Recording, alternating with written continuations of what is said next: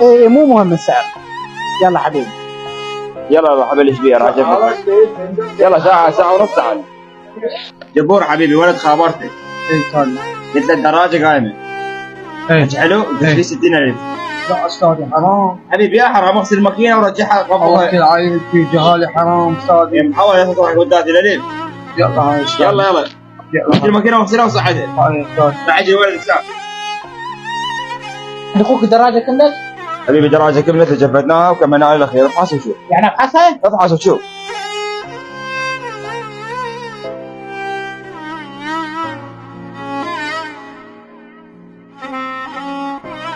راح اعطيك بس 50,000 وانا ما عندي.